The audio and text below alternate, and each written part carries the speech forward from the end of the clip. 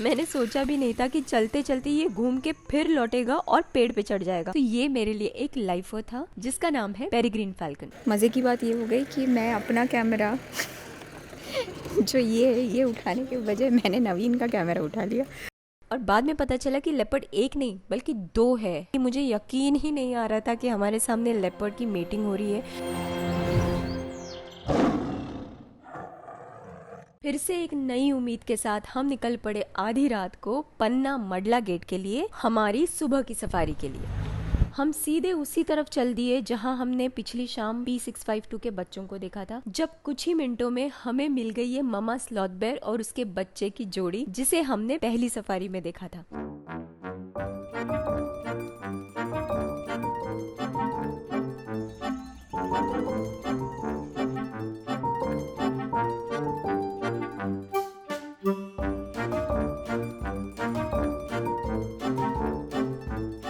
इस बच्चे के तो क्या ही कहने। मैंने सोचा भी नहीं था कि चलते चलते ये घूम के फिर लौटेगा और पेड़ पे चढ़ जाएगा। मैंने तो ऑलमोस्ट शॉट मिस ही कर दिया था। एक छोटा सा बाइट मुझे मिल गया, थैंकफुली।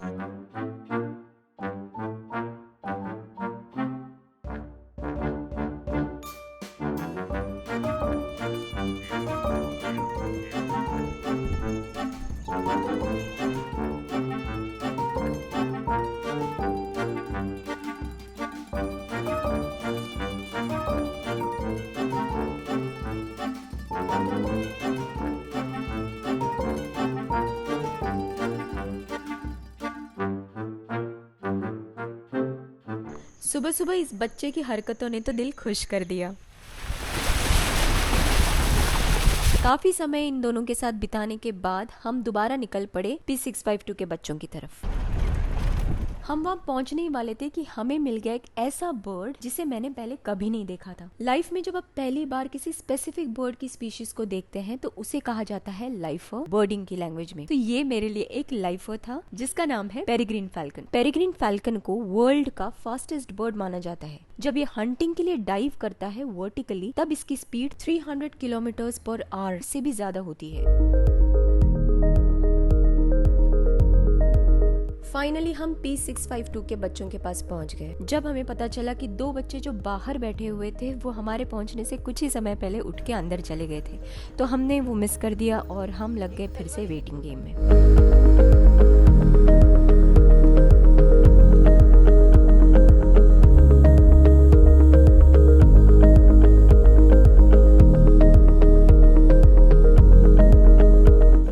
हम रुके हुए थे बच्चों के लिए। एक बाहर निकला। मज़े की बात ये हो गई कि मैं अपना कैमरा जो ये उठाने के बजाय मैंने नवीन का कैमरा उठा लिया, जो है 7200। दोनों दिखते एक जैसे हैं।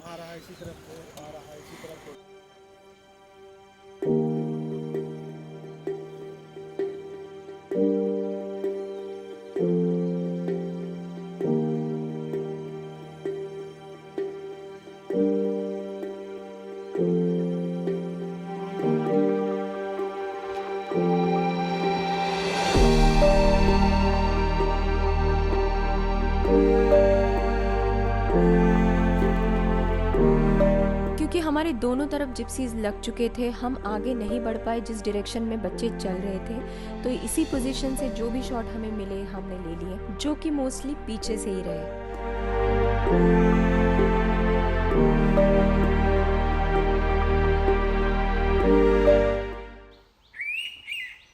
पन्ना मेरे दिल के बहुत करीब है क्योंकि मेरी वाइल्ड लाइफ की जर्नी जो है वो यहीं से शुरुआत हुई थी, और टू बी वेरी प्रिसाइज इस लोकेशन से स्टार्ट हुई थी।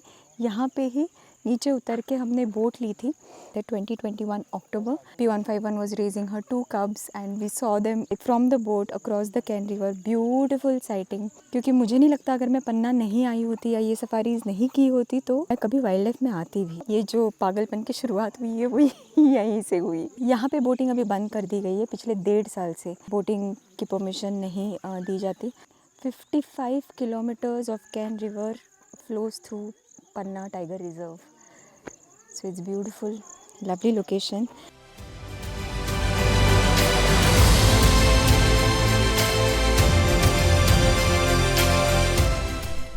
सफारी ख़त्म होने को थी और हम जा रहे थे गेट की तरफ जब हमें मिला ये बहुत ही अनोखा लंगूर। इसे देखकर लगा जैसे ह्यूमंस में डिजीज़ होता है जिसमें स्किन वाइट होती है, कुछ ऐसे ही लगा, मगर पता नहीं कि ये वही है या कुछ और।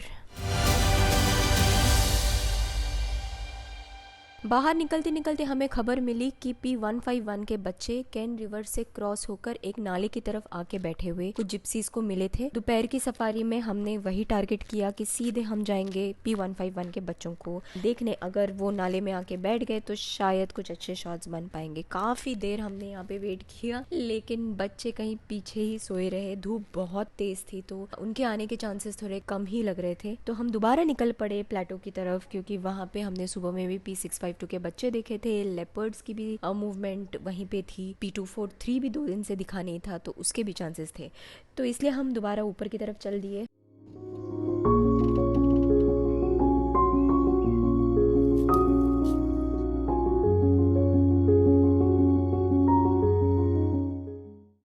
हम प्लेटो की तरफ पहुंच ही रहे थे कि हमारे गाइड ने देखा एक लेपर्ड बैठा हुआ पानी के पास। बिल्कुल ही धमाकेदार मोमेंट था हमारे लिए, क्योंकि हमने बिल्कुल एक्सपेक्ट ही नहीं किया था कि ऐसे कुछ हो सकता है। और बाद में पता चला कि लेपर्ड एक नहीं बल्कि 2 है। हाँ, ये वही मेटिंग पेयर था जो पहले दिन हमें झाड़ियों में नीचे उतरते हुए मिला था। जो बैठा हुआ था वो था मेल और जो थोड़ी दूरी पे आगे खड़ी थी वो थी फीमेल। कुछ समय बाद फीमेल चलने लगी और पीछे फॉलो करने लगा ये मेल लेपर्ड। ये मूवमेंट देखकर हमें अंदाजा आ गया था कि इनकी मेटिंग होने की पॉसिबिलिटी हाई है।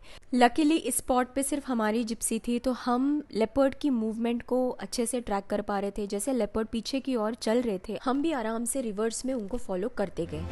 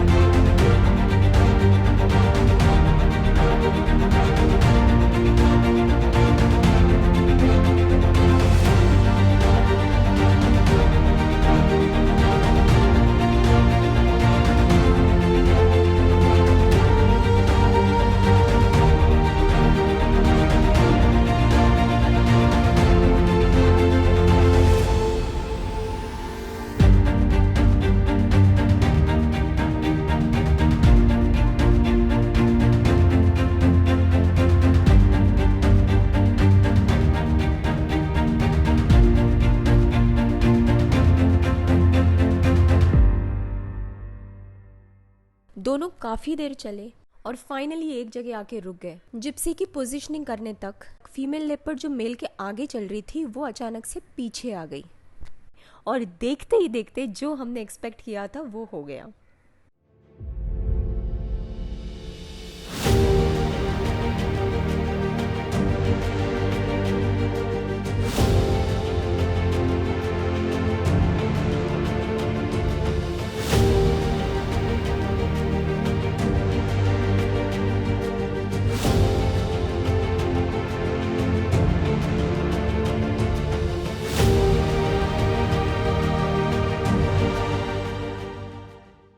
जंगल में कहा जाता है एक्सपेक्ट द अनएक्सपेक्टेड और being at the right place at the right time, और ये दोनों ही चीज़ें हमारे इस केस में सही साबित हुई। जब ये हुई साइटिंग तो मैं इतनी स्टन हो चुकी थी, मुझे यकीन ही नहीं आ रहा था कि हमारे सामने लेपर्ड की मेटिंग हो रही है जो बहुत रेयर माना जाता है और मैंने तो देखा ही नहीं है ऑब्वियसली। तो I was just counting my blessings.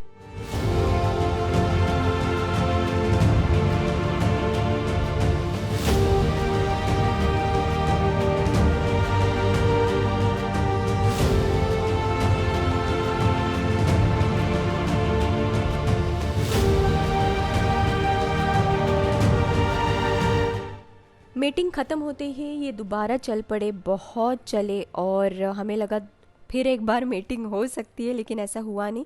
हुआ भी होगा लेकिन कहीं नीचे झाड़ियों में, हमें तो नहीं मिला और हम निकल पड़े।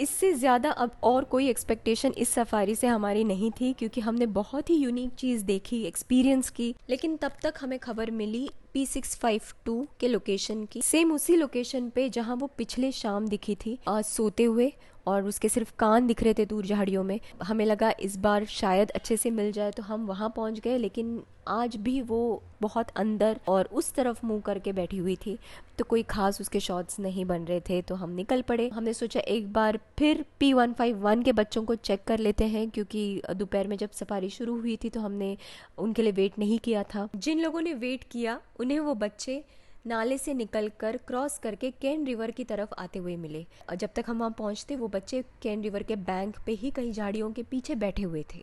जंगल में तो ये हमेशा होता है, कुछ पाने के लिए कुछ खोना पड़ता है। As they say, you get some and you lose some. क्योंकि हमने इन बच्चों को छोड़ा, हमें लेपर्ड की मीटिंग मिली। लेकिन क्या हमने इन बच्चों को पूरी तरह खो दिया था? ये जानने के लिए देखिए अगला व्लॉग।